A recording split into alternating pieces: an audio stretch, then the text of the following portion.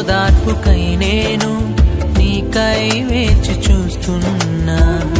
నీ ప్రేమ కౌగిలిలో నన్ను బంధించుమా.